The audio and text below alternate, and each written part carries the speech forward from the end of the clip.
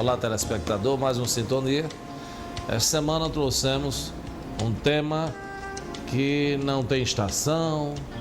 No Brasil ele já chegou há muitos anos, mas tem a cada dia ganhado mais simpatia do brasileiro, que tem buscado se instruir na forma de como consumir o vinho.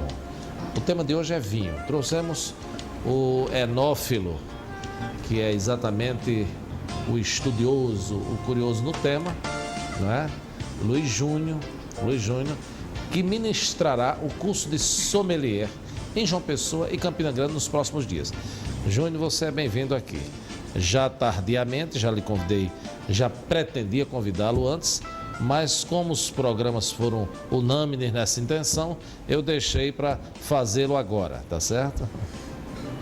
Roberto Salles, é um prazer, uma honra estar aqui no seu programa. Quero cumprimentar toda a sua audiência também.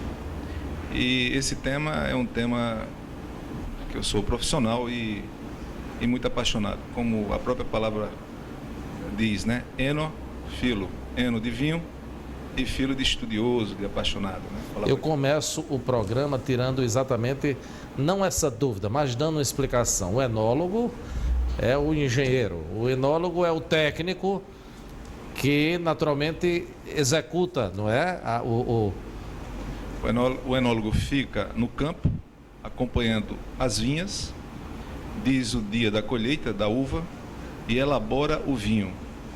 Muitos deles são verdadeiros artistas da vinificação e fazem obras de arte com o vinho. Os enófilos? Enófilos são estudiosos, apaixonados do vinho. Muitos, nós somos milhões. Qualquer pessoa que está entrando no mundo do vinho, na cultura, nessa cultura, já é um enófilo, mas tem uns gran enófilos, né? Que são os maiores palestrantes do Brasil, os que escrevem livros, são os críticos em jornais. Então, os maiores são enófilos, né? O vinho foi das primeiras criações da humanidade. Não é verdade? O vinho é fantástico, né? São 7.000 anos de história. O grande ampelógrafo Jean Gallet, ele, através de datação de carbono, ele observou que o vinho foi propositadamente plantado na região do Cáucaso, né? Na Geórgia, exatamente há 5.000 a.C., ou 7.000 anos atrás, e tem sua história, passou pelas principais civilizações. O Egito foi o primeiro a catalogar o ano e o vinhedo. O Egito foi o primeiro a adotar isso. De fato. Depois a Babilônia foi a primeira lei que comercializava a exportação do vinho, foi criado na Babilônia. Foi criada na Babilônia. Mas catalogar o ano e o vinhedo foi no Egito. No Egito. Exato. No Egito, onde tudo praticamente começou na antiga civilização, não é isso? Exatamente. E descobriram o rei Tutancâmon. O Tutancâmon, ele tinha 33 ânforas na sua tumba. E exatamente estava lá marcado não só o vinhedo ali na região do Nilo, o local exato, a data também e o nome do produtor, o que é incrível. O nome do produtor. Isso há milhares de anos atrás. Na verdade, esse caminho pelo Egito, pela Babilônia, foi, na verdade, importante porque deu norte, inclusive, à comercialização e exportação. Mas gregos e romanos foram, na verdade, quem deram a importância. O mundo do vinho veio a partir daí, excepcionalmente, em Roma, com a característica religiosa que se dava, não é? Perfeitamente. Olha, a importância do vinho, ele já tem início desde o princípio mesmo, do primórdio, porque o vinho, ele é um alimento do corpo, né? Ele servia para aquecer também. Antes até para remédio, né? Exatamente, exatamente. O seu primeiro apogeu foi no Egito e quando seguiu do Egito para a Grécia inventaram, inclusive criaram o deus Dionísio, né? Com o apogeu de Roma, veio Baco. Então esse foi o terceiro maior desenvolvimento da cultura do vinho, foi no apogeu de Roma. Então, primeiro o Egito, o segundo a Grécia, que foi da maior importância, porque foi na Grécia que se levou as videiras a toda a região do Mediterrâneo. Agora, o crescimento crucial se deu a partir do envelhecimento em barris e garrafas, não é assim? Mais tarde, aí já começa o aprimoramento, não é? No envelhecimento em particular? Pouca coisa há de novo no vinho, muito pouco. Na verdade, Hipócrates já escrevia sobre o vinho, ele já utilizava o vinho como remédio nas feridas dos gladiadores, utilizava emplastros, né, para desinfectar as feridas. Isso há exatamente 2.300 anos atrás, quando ele atuava em Roma. Ele é grego, né, o pai da medicina moderna. Vamos ver o barril de carvalho, os benefícios do barril de carvalho. Isso é só um tópico. Isso aí foi descoberto pelo grande general Júlio César, que quando finalmente ele entrou na Gália, que hoje é a França, ele percebeu que o vinho da Gália era superior ao vinho romano. E descobriram que era o acondicionamento em barril de carvalho francês. Muito boa essa sua colocação, para nós chegarmos à França e à Itália. A Itália pontuando a Toscana pela beleza e pela qualidade do vinho, mas sobretudo a França, não é? Aonde se cultua, culturalmente, falando de forma mais específica, se tomar vinho, não é? Na França e na Itália. Duas escolas para o mundo, não é? Vamos nos remeter mais uma vez à Gália. Os gauleses sempre tiveram habilidades manuais fantásticas. E quem melhor recebeu o vinho de 2.000 anos para cá foram os gauleses. Então, só para você ter uma ideia, quem mais estudou apaixonadamente, quem mais organizou as vinhas e o vinho, quem mais colaborou com a legislação com relação a essa cultura fantástica, que é o vinho e a enogastronomia, que é o vinho e a relação de vinho com alimento, né? Chama-se harmonização ou enogastronomia, são os franceses, sem sombra de dúvida. Os franceses? Os franceses são realmente os mais, foram e são os mais apaixonados cuidadores do vinho. A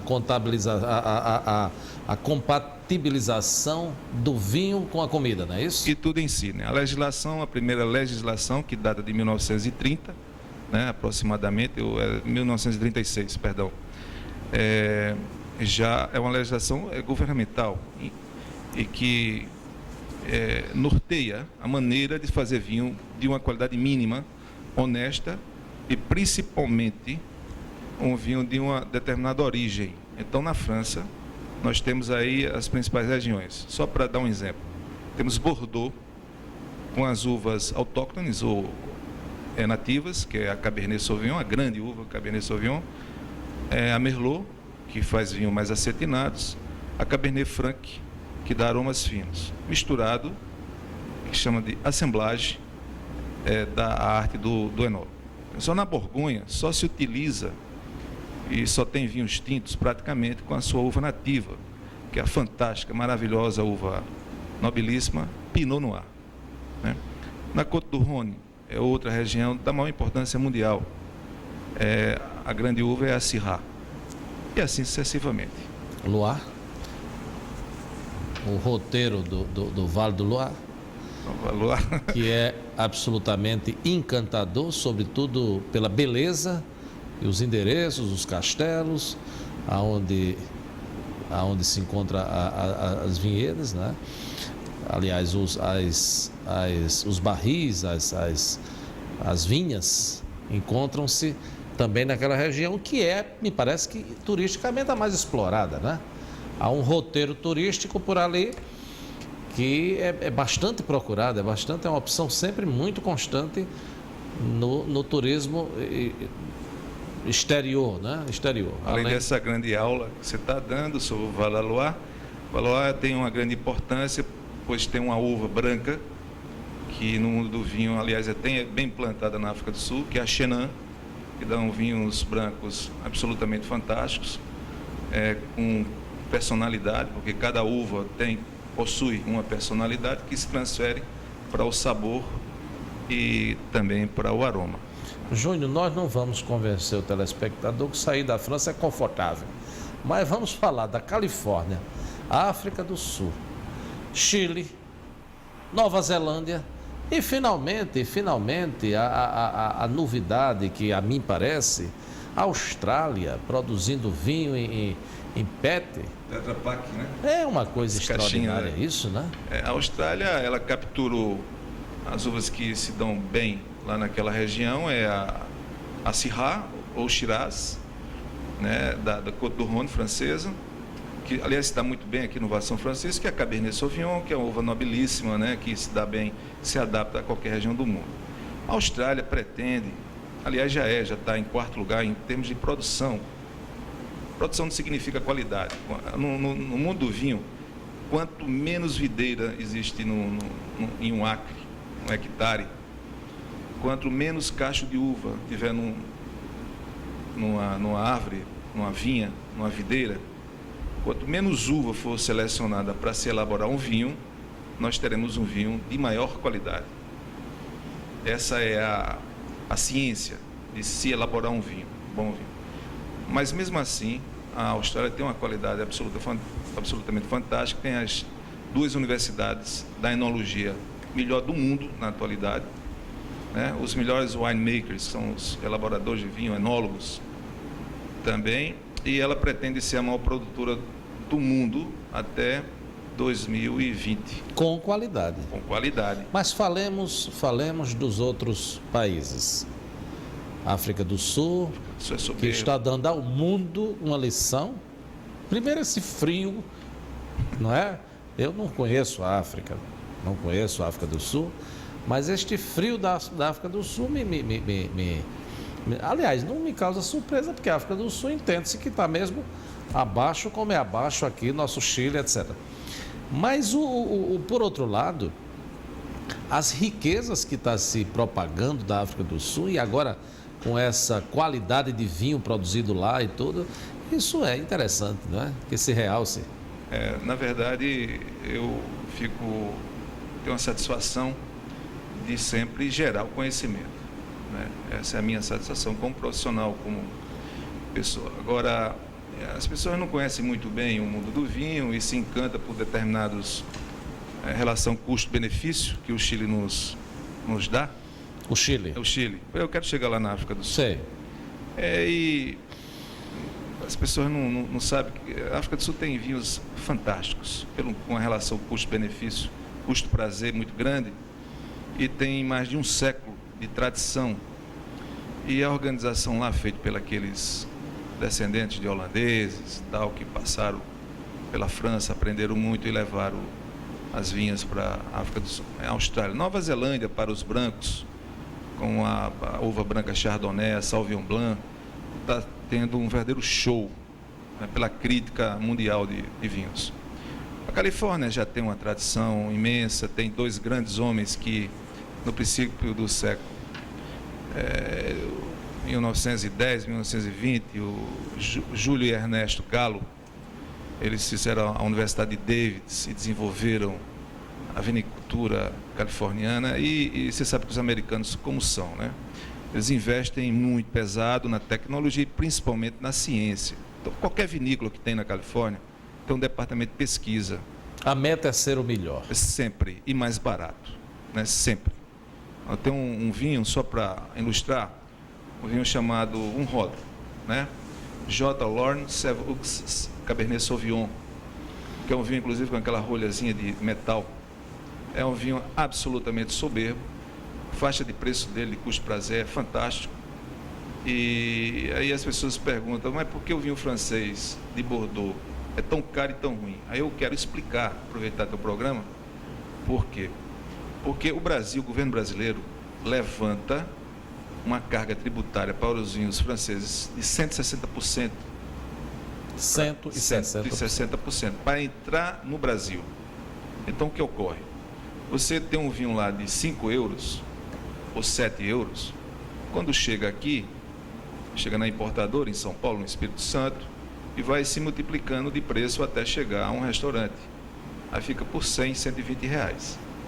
Aí vem essa sensação de se tomar um Bordeaux de 120 é inferior a um vinho chileno de 40 reais, que é maravilhoso, porque do Chile para cá, primeiro que o Chile não tem praga, por causa das condições fitossanitárias do Chile, naturalmente é fantástica. E tem o Mercosul que favorece a queda iminente nesses impostos de entrada, não tem isso? Perfeitamente, só 12%. Né? Então o vinho chileno é de altíssima qualidade, porque até 1980 o Chile não tinha nenhuma referência no vinho e na vinhas, e teve, sim, investimentos canadenses, americanos e franceses para ser o que ela hoje é. Se você não tiver uma consolidação, um conceito formado a respeito disso, não for, na verdade, um apreciador, você vai muito pelo nome, vai muito pela tradição do vinho, etc e tal, que é, na verdade, um engano, porque o mundo tem evoluído a cada dia e buscado formas melhores e aperfeiçoar a qualidade da própria uva a cada dia e etc e tal. Nós temos visto a vitrine do que realmente produz uma Copa do Mundo. A África do Sul está aí absolutamente, não é, vitoriosa na imagem que tem passado ao mundo. Como a Toscana, que está na vitrine da Globo, na novela, não é, mostrando aqueles campos extraordinários e etc. Mas eu ainda insisto num tema. Esses vinhos chegam no Brasil com a carga de impostos que os encarece. Nas cartas, alguns conhecem porque leram a respeito do vinho. Os que não conhecem pedem pelo preço. Vamos tomar um melhorzinho, é o mais caro. Será que ele não vem exatamente somado pelos impostos? Quando lá em cima, um chileno, como você já citou, ou mesmo um brasileiro, que chegaremos lá nesse tema, ele nos traria melhor qualidade, melhor paladar, etc. Positivo. O vinho se escolhe por uma seleção e nós temos aí o auxílio de algumas pessoas, de quem é profissional, e o sommelier já temos aqui na praça, não só em João Pessoa como Campina, que eu formei, mas acima de tudo de uma seleção já previamente degustada, provada, né? Então nós temos aí vinhos custo-prazer de preço muito interessante. Agora, uma carta de vinho de restaurante é uma evolução que leva realmente anos para que ela seja um pouco mais enxuta, né? Em termos de preço, aí é com o proprietário. Eu não vou entrar no mérito da questão, porque isso demanda tempo. Como em São Paulo agora, os preços do vinho estão bem atraentes. Isso é fato. E é convidativo, porque São Paulo, que tem um cardápio caro, embora se coma melhor em São Paulo, não é? São Paulo me parece que é o primeiro endereço de gastronomia do mundo, né? Há quem sustente que ultrapassa Nova York na diversidade de opções, etc. Mas o vinho tem barateado para que acompanhe esses pratos extraordinários criados na cozinha paulistana. Veja bem, mundial, né? Porque São Paulo, na verdade, não tem uma cozinha própria. O que é próprio de São Paulo é muito pouco. Ele tem endereços do mundo inteiro instalados em São Paulo. Mas o que adotamos no Brasil? No Vale dos Vinhedos, Rio Grande do Sul, e aqui no a margem do Velho Chico, a altura de Petrolina. O que adotamos? Que uva se adequa. O Vale do Chico me parece que tem a vantagem de várias safras, não é? Perfeitamente. Olha, veja bem. Que é diferente do Sul, não é? Na França, na Itália, na Espanha e em Portugal, as suas regiões, ela possui inúmeras variedades de uva. No Novo Mundo, naturalmente foi escolhida as variedades francesas, que é a Cabernet Sauvignon, a Merlot, a branca Chardonnay, a Sauvignon Blanc, elas reinam absolutas nessas regiões do Novo Mundo, de ponta a ponta, Califórnia, Chile, Argentina, Brasil, Austrália, Nova Zelândia e inclusive África do Sul. O que pode aguardar o aluno que está se inscrevendo para participar nesse curso de sommelier? Um mundo fantástico, né, de cultura, principalmente de cultura, porque eu formo sommeliers para ter bastante cultura e inclusive na prática. As minhas aulas são teoria e prática imediata, ou seja, degustação de vinho e degustação de vinhos com a gastronomia. As diretrizes de aerogastronômica, que é exatamente a compatibilização de vinho com pratos. A compatibilização de vinho com pratos é um tema explorado no curso. Explorado porque você aplica, explorado porque é buscado dos participantes. Enogastronomia, harmonização e sommelier tem tudo a ver, né? O sommelier é um profissional que ele tem que dar as diretrizes para o conviva, o cliente, ou qualquer pessoa que peça, solicite um determinado vinho para uma determinada carne, né? Então, se você tem carnes e carnes, você tem carne de avestruz, tem carne de todos os tipos, aí vai quanto à força, quanto ao molho. Mais encorpado, menos, etc. Exatamente, são diretrizes. Como nós temos pouquíssimo tempo, nos dê uma dica que fica ao telespectador de que temperatura devemos consumir, particularmente o tinto. O tinto tem 3 temperaturas básicas. O vinho tinto jovem, 16 graus. O vinho tinto médio, 18. E o vinho tinto bastante envelhecido, refrescado, a temperatura europeia de 20 graus. De 20 graus. São 3 temperaturas para vinhos tintos. Então tem que se saber se é jovem, se está a caminho da maturidade ou está bastante envelhecido para dar esse critério de temperatura. O vinho tinto, uma preferência percentual muito grande, não é? E os vinhos brancos 8, 10 e 12, também de acordo com a juventude ou a velhice. Eu digo, mas a preferência pelo tinto é sempre ascendente. No Brasil, que está começando há pouco tempo, no mundo do vinho, para cada 10 garrafas de vinhos adquiridos pelo consumidor, 8 são tintos, 2 são brancos. 2 são brancos. As dicas estão dadas aqui por Luiz Júnior, que é esse onófilo, não é? Prata da casa. Obrigado. Nós temos, embora com passagem no Rio de Janeiro e São Paulo, que são as 2 maiores escolas do Brasil, não é isso? Na Praça da Gastronomia eu atuei muito como gerente e maître lá em São Paulo, né? No final da década de 80, início da década de 90, até meados do final da década de 90. Isso foi o que lhe fez gostar tanto de vinho e se aprofundar no tema? Engraçado que não, eu já aprecio o vinho desde 78, ainda aqui na Paraíba? Ainda aqui em João Pessoa, que eu sou nativo. 18 anos eu comecei a apreciar o vinho e buscar o entendimento do vinho autodidata. Passe o seu e-mail ou os seus contatos para que as pessoas que tenham o interesse de participar desse curso de sommelier, que ocorrerá nas datas de 12 a 24 de julho. O curso sommelier aqui em João Pessoa, temos início no dia 6 de julho. 6 de julho. No Hotel Verde Green, né? Aqui em Tambaú. Simpático Hotel Verde Green, né? Verde Green é fantástico. É absolutamente contextual, perfeito, pequeno, mas de excelente qualidade. E no Garden, dia 8, inicia o curso com o Garden. Aliás, eu gostaria de mandar um cordial abraço para Evaldo Felipe, que é o gerente geral lá, que me apoia. Já é o 3º curso lá em Campina Grande, aqui é o 4º curso de sommelier em João Pessoa, né?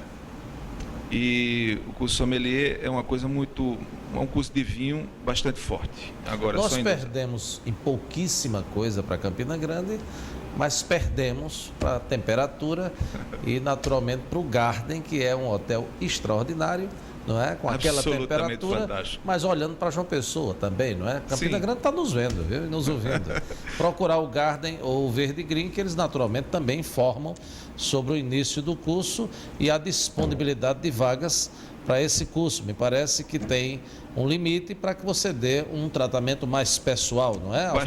Bastante limitado. Inclusive, eu ia esquecer que os primeiros 60, no dia 6 aqui, 8 lá de julho, em Campina Grande, se inscrevendo antecipadamente, a primeira aula é gratuita, né? Para ver a qualidade do curso, né? Sentir. Então, o primeiro dia é gratuito. Só inscrever através do telefone 8800-5070 e aí pode fazer sua reserva e confirmar. É muito importante que a gente possa participar de um conclave como esse, aonde se fala da cultura do vinho, mas se fala também da história que trouxe o vinho a este apogeu de opção, não é? Há quem diga que o uísque anda perdendo largamente do vinho, não é? Nunca teve a nobreza do vinho, né? Só tem 500 anos, é muito pouco. Esse mérito vamos deixar para outro tema, para outro programa. Conversamos essa semana com o Luiz Júnior, que é este enófilo paraibano de muito valor, certamente ministrará com grandeza, com sabedoria, com sucesso esses dois cursos e você pode, na verdade, aderir para um deles. A próxima semana veremos de trazer um novo convidado, se assim Deus nos permitir. Até lá.